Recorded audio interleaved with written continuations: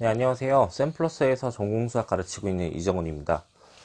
오늘은 정규분군에 대한 소개를 할 건데, 정규분군은 항상 같이 고려해야 되는 건 준동형 사상과 연결을 지어서 고려를 해야 돼요. 그러니까 지금 소개를 할 건 아니지만, 공부를 하시는 분들 중에서는, 정규분군이 있으면 거기에 대응되는 준동형 사상의 커널을 고려할 수 있고, 그 다음에 준동형 사상의 커널이 있으면 걔를 정규분군으로 볼 수 있는 관계를 꼭 고려해 놓으셨다가, 과제 같은 거 풀 때, 아니면 우리가 공부할 때 준동형 사상의 개수를 물어보는 그런 문제들이 있어요. 그러면 막 노가다를 떼어서 문제를 푸는 것이 아니라 정규부분군과 커널에 대한 관계, 준동형 사상의 관계를 이용해서 꼭 푸는 시간을 가지셔야 된다. 이렇게 고려를 했으면 좋겠는데, 그건 이제 저는 수업 시간에 다루지만 지금은 이제 간단하게 정규부분군에 대해서 소개를 하는 상황이기 때문에 데피니션을 내려놓고 거기에 대응되는 몇 가지 툴 정도를 소개하는 상황을 갈게요.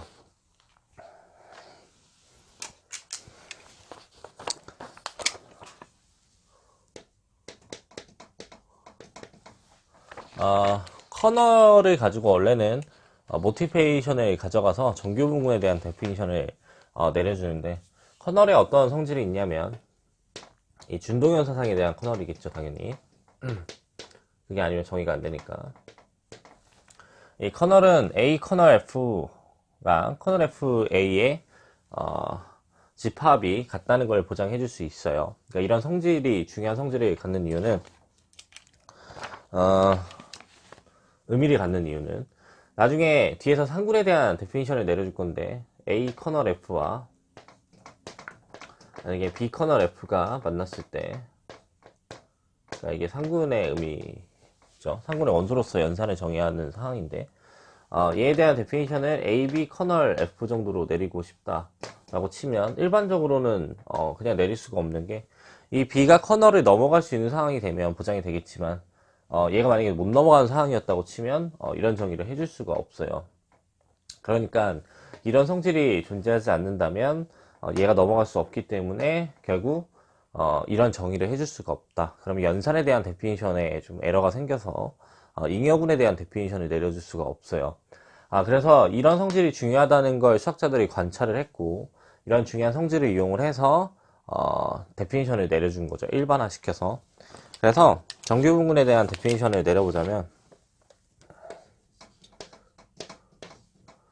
디노트는 이렇게 하는데, 노멀, 정규의 부분군을 고려할 때는 이렇게 세모로 취해줘요. 데피니션은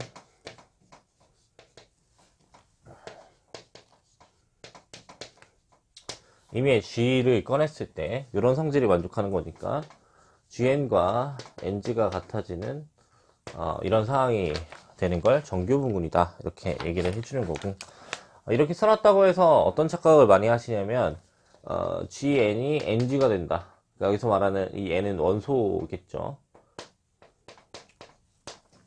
이런 상황이 되는 건 절대로 아니니까 착각하시면 안 돼요.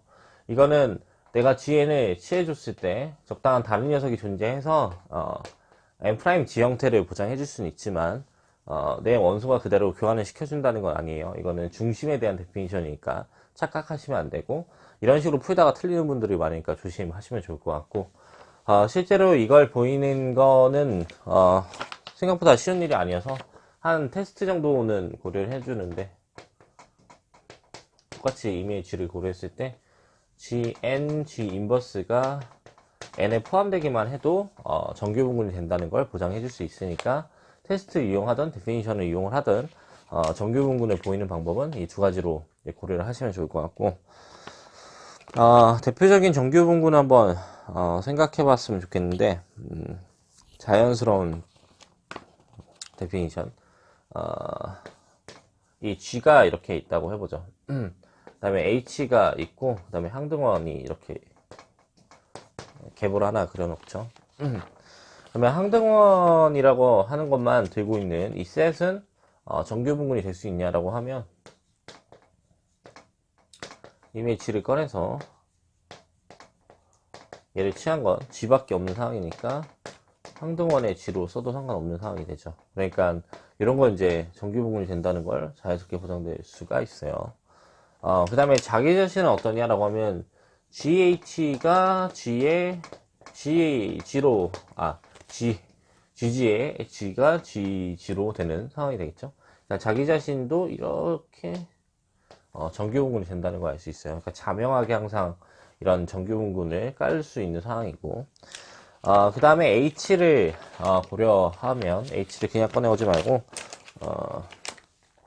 이렇게 정규분군으로서 H를 하나 초이스해보죠. 그러면 H에 대한 부분군 N을 한번 생각해볼까요? 여기서 잠깐만 중간에 있는 N을 하나 초이스해놓고 고려해보면 얘도 정규분군이 될 수 있을까? 이것도 생각을 해보고 싶어요. 그 다음에 혹은 얘가 이렇게 정규분군이 될 수 있을까? 이렇게. 네, 정규분군의 부분군을 끌고 온다고 해서 정규성을 가져가는 건 아니에요. 이거는 발레를 적당히 생각을 해봐야 되겠지만 치환군 같은 거 생각해보면 되는데, 이 SN의 정규분군은 A3, 항동원 이런 관계밖에 없는데, 얘에 대한 부분군을 고려하면 지금 정규분군들만 꺼내고요. 그러면 부분군이 여기 얘가 지금 6의 반띵이니까 3이니까 부분군이 존재하지 않네요. 4 정도로 끊을까요? 5 정도로 끊죠. 이렇게. 그러면 얘는 저희가 증명하기 좀 힘들지만 일반적으로 정규분군이 존재하지 않는 단순군 정도로 고려를 해줄 수 있는데, 이런 친구들의 부분군들이 보다 S5에 대한 정규분군은 보장되지 않기 때문에 일반적으로 이런 상황은 보장되지 않는다, 이렇게 생각하시면 될 것 같고, 그러면 N은 H에 대한 정규분군이 보장이 되냐, 뭐 이런 거 정도는 생각을 해볼 수가 있겠죠. 이제 자연스러울 거 같네요, 이거는. N이 H에 대한 부분군이 되는 건 안 되겠죠. 똑같은 상황을 고려해 볼 수 있으니까. 근데 만약에 N이 H에 대한 정규 부분군을 보장시켜주는 상황을 이렇게 N이 G에 대한 정규 부분으로 고려를 한다면, 그러면 이제 가능한 상황이 올 수 있겠죠. 그러니까 제가 잠깐 말이 꼬였는데, N이 G에 대한 정규 부분이라고 하면 N은 H에 대한 정규 부분이 보장이 되는 상황은 맞을 거고, H가 G에 대한 정규 부분군이라고 해서 그 부분군들이 정규 부분군은 안 된다, 이렇게 생각을 해볼 수가 있어요. 그래서 이런 기본적인 상황은 생각을 해봤으면 좋겠고, 일반적으로 자연스러운 건 뭐냐면, 만약에 애초에 G가 가한군이라고 한다면 그러면 N이라고 한 녀석 모든 부분군들이 다 정규 부분군이 될 수밖에 없어요. 그래서 표현해보면 임의의 부분군 N을 고려했을 때 걔는 다 G에 대한 정규 부분이 된다, 이렇게 생각을 해볼 수가 있고, 그 다음에 다시 한번 고려를 해봐야 되는 툴 중에 하나는 뭐가 있냐면, 인덱스가 투과되게 하는 녀석을 고려했을 때는 얘도 정규 부분이 된다, 이렇게 얘기를 해볼 수 있어요. 인덱스가 투과되는 상황은 어떤 상황을 고려하는 거냐면, 이 G를 N과 N이 아닌 녀석으로 이렇게 나눠 갖는 거예요. 그러면 다른 잉여로 AN을 고려해 볼 수 있는데, 그러면 이 AN 입장에서 보면 이거를 G에 대한 N의 여집합을 생각을 해볼 수가 있죠. 여집합으로. 그렇게 보면 이거는 NA로도 볼 수 있는 게, NA도 N에 대한 여집합으로 생각하실 수가 있잖아요. 그러니까 둘이 같아질 수밖에 없어서 정규성을 가져갈 수 있다, 이렇게 지금 얘기를 해볼 수가 있고, 이런 의미에서 생각을 해보면 어떤 것도 생각을 해줄 수 있냐면, 이 AN들은 SN에 대한 정규분군이 된다, 뭐 이렇게 얘기를 해볼 수가 있죠. 그 다음에 또 하나 고려해보자면, 중심 같은 거는 G에 대한 정규분군이 된다. 군의 중심은 교환법칙을 성립시켜주는 원소들을 죄다 모아놨기 때문에 정규성을 가져갈 수 있다, 뭐 이 정도로 얘기를 해볼 수 있죠. 그러니까 이런 건 이제 기초적인 상황이니까 고려를 해봤으면 좋겠고, 이렇지 않은 상황에 대해서는 어느 정도로 생각을 해볼 수 있냐면, 일반적으로 커널 같은 게 정규분군이 되기 때문에 무한군이 아닌 상황에 대해서, 유한군이 아닌 상황에 대해서는 이런 얘기들로 문제를 찾는 거는 힘들죠. 그래서 SL2R 같은 무한군에 대해서 고려를 했을 때, SL2R의 GL2R에 대한 정규분군은 하나의 함수로서 고려를 하면 되는데, 이거는 커널 디터미넌트. 그러니까 디터미넌트가 1인 애들의 모임이 SL2, SLNR이잖아요. 그러니까 이 친구들 중에서 디터미넌트가 1인 애들을 모아서 고려를 해보니까 얘를 일종의 커널로 볼 수가 있죠. 준동영상에서 보면 이 디터미넌트라는 함수 입장에서 보면. 그래서 이런 정규분 관계를 얘기해 줄 수 있다. 뭐 이렇게 얘기를 해줄 수가 있어요. 그다음에 요거 가지고 기본적인 하나의 예만 하나 소개를 해볼게요.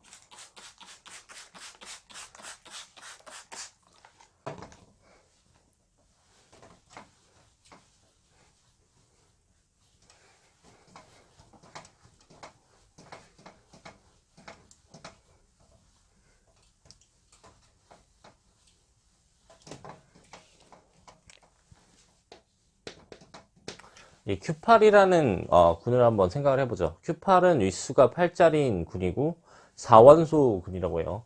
IJK를 가지고 생성된 녀석인데 I가 J를 만나면 K가 되는데 J가 I를 만나면 마이너스 K가 되는 이런 연산을 가지죠. 반대로 또 이어서 J가 K를 만나면 I가 되는데 K가 J를 만나면 마이너스 I가 되는, 그 다음에 K가 I를 만나면 J가 되는데 I가 K를 만나면 마이너스 J가 되는 이런 조건이고, 여기에 1과 마이너스 1이 이제 첨부되어 있는 상황인데 1과 마이너스 1은 그냥 곱하기 취해듯이 보면 돼요.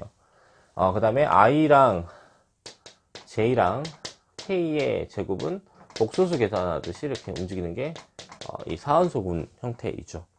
그러면 우리가 앞에서 라운 정리를 고려했으니까 윗수의 약수마다 존재하는 건 보장이 안 되겠지만 부분군이 있다고 치면 그 윗수의 약수로 존재할 수밖에 없어요. 그러니까 이 Q8이라는 원소의 개수가 8개인 걸 생각을 해보면 윗수가 4짜리가 있나, 그 다음에 2짜리가 있나, 1짜리가 있나, 이걸 생각을 해봐야 돼요. 없을 수도 있으니까. 근데 여기서 보니까 이런 I들만 생각해봐도 I 제곱은 마이너스 1, I 세제곱은 마이너스 I, 그 다음에 I 4승은 1이 나온 상황이니까 I만 고려해봐도 윗수가 4짜리인 녀석이 되죠. I로 생성된 부분군이 있고 J로 생성된 부분군이 있고 K로 생성된 부분군이 있다. 그러니까 이런 애들은 윗수가 4짜리인 부분군 정도로 생각을 해볼 수가 있어요. 네, 8과 4 사이는 인덱스가 2기 때문에 더 이상 존재는 못할 것 같고 이런 상황이 될 거라는 걸 알 수가 있고, 그 다음에 같은 의미를 보니까 마이너스 1은 마이너스 1 곱하기 마이너스 1이 1이 되는 상황이기 때문에 윗수가 2짜리로 볼 수가 있겠네요. 근데 어차피 얘네들은 제곱을 취하면 마이너스 1이기 때문에 딱히 의미는 없을 것 같고 요 상태가 된다는 걸 알 수가 있고, 그 다음에 여기 1만 있는 이런 상태가 되겠죠. 그러면 여기 있는 모든 부분군들이 어떤 녀석들이 정규부분이 될 수 있을지를 판단해 보고 싶은데 이런 IJK는 8과 인덱스가 2인 상황이죠. 이런 2인 상태에는 다 정규성을 가져갈 수 있다고 했으니까 정규부분군, 정규부분군, 정규부분군이다, 이렇게 얘기해 볼 수가 있고, 얘도 정규부분군인가를 고려해 보려니 이건 조금 애매한 것 같은 게 인덱스가 2도 아니고 그 다음에 얘가 뭔지도 모르기 때문에 이런 건 안 되겠다 이렇게 판단하시면 안 되고, 얘가 구체적으로 뭐가 될 수 있을지를 판단해 봐야 되는데, 우리가 앞에서 배웠던 툴이 뭐가 있었냐면 군의 중심이 되면 그게 정규부분이 된다라는 걸 보장했잖아요. 근데 그런 의미에서 보면 얘가 중심이 될 수 있을지만 판단을 해보면 되겠죠. 이렇게. 그러면 1 마이너스 1은 그냥 곱하기 연산이었으니까 교환법칙 성립하는 상황으로 생각을 해볼 수가 있고, IJK는 다 마이너스 차이가 나는 녀석들이 있죠. 순서를 바꿨을 때. 그러니까 세팅 자체가 데피니션 자체가 그렇게 내려져 있는 거니까, 연산에 대한 데피니션이.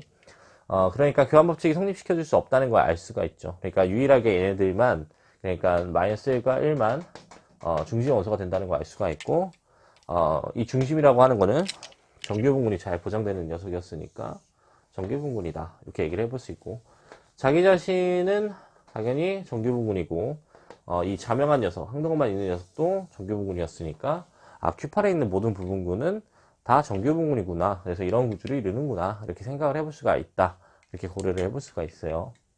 그래서 오늘은 여기까지 정규분군에 대한 소개를 했고, 다음 시간에는 이 정규분군을 가지고 잉여분에 대한 개념을 소개하도록 하겠습니다. 감사합니다.